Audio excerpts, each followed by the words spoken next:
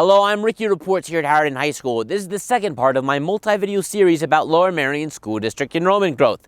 On this video, focus on enrollment's history and how the district handled it at the high schools. 1976. It's the year enrollment last reached the amount of students currently enrolled in Lower Merion School District. Great enrollment increases like we are seeing today have occurred before in the district. In the 1950s, the baby boomers came along. Enrollment skyrocketed, growing by 750 students in just a 2-year span. By 1958, the district was forced to open 3 new schools, all in the suburban part of the district. Enrollment peaked at around 10,000 students in the mid-60s before it declined to half of that in the late 80s. The district closed a number of schools while also switching to an educational program that required more space.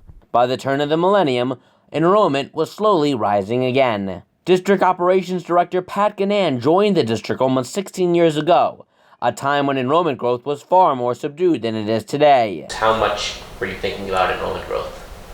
I wasn't thinking a great deal about enrollment growth at that. When I first got here, we were still doing renovations, a round of renovations that had begun in the mid-90s. And then we built 2 new high schools. The new Merion opened in 2009 and the new LM in 2010. How was enrollment growing? There were roughly 1,600 students at Lower Merion High School and about 800 students at Harriton. These 2 new high schools were a big deal for the district, not just because they were ditching 2 aging high schools for 2 brand new ones, but because they were building 2 high schools that were equal at 1,250 students. To accomplish this, the district engaged in a practice known as redistricting, which essentially means changing the school a student is assigned to go to based on where they live. It's important to note that this usually does not affect students that are currently enrolled at a school. Redistricting in Lower Merion meant that Harriton would take in more students from Welsh Valley and ultimately Penn Valley Elementary, filling up the new Harriton and making both schools equal in size. Under the revised boundaries, some students who previously had the option to go to Harriton or Lower Merion would now have to go to Harriton.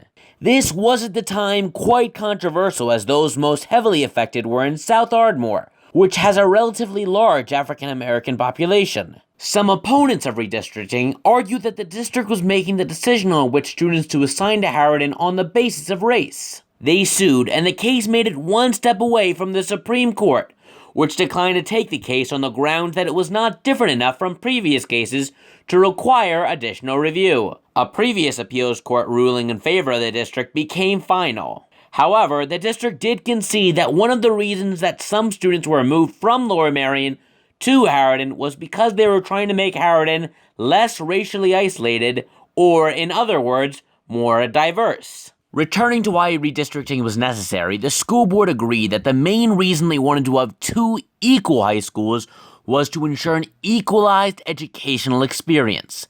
In other words, before redistricting at Harriton, the smaller school, students weren't able to take the same classes as their LM counterparts. Classes they wanted to take either ran at a lesser frequency or simply didn't run at all because of a lack of demand, which more specifically affected electives. Building 2 high schools that were equal in size would fix that, ensuring core curriculum parity. Equal enrollment at the district's 2 high schools was considered a non-negotiable by the board. But a monkey wrench was thrown into that ideal scenario. Just as these new high schools were being built, enrollment began to rise dramatically, which we will go over in another report.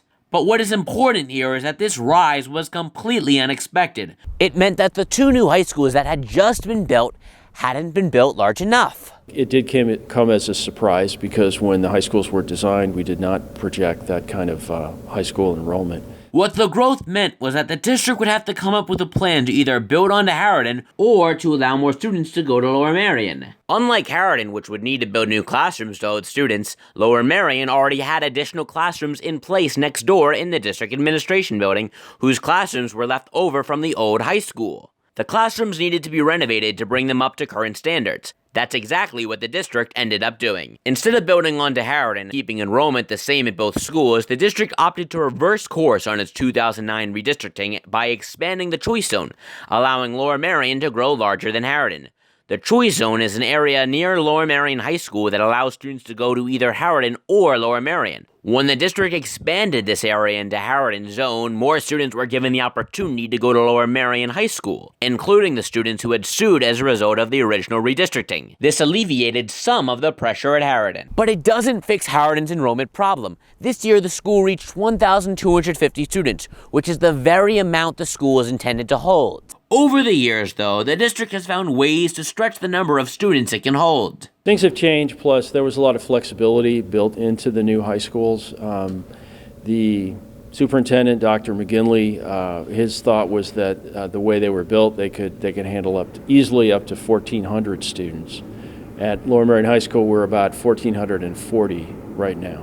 But as you know, we just completed some renovation work in the old administration building.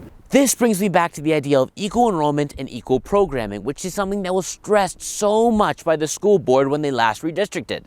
Currently, Lower Merion is projected to have at most 300 more students than Harridan as a result of enrollment growth and the expansion of the choice zone. I went to Superintendent Copeland to find out if they still thought that they can keep programming equal when there will be such a large difference in student count between the schools. Are you and the district committed to keeping programming equal at both high schools, and how can you do that if you're going to have so many more students at one high school? Well, programming and opportunities outside of some experiences are equal, but Lower Merion doesn't have an IB, so there are some differences that have existed, and some kids have a choice and other kids don't have a choice. The thinking right now, and again, the board is really doing deep contemplation on this, but the thinking right now is to maintain the current ratios, which has Lower Merion larger than Harridan, but keeping the programs the same, meaning you can get the same AP courses that you can at both schools. You're going to have similar kinds of experiences. Sometimes electives shift a little bit because of student demand. If for some reason kids want a course in Harridan and they don't want it in Lower Merion, you'll see minor differences like that.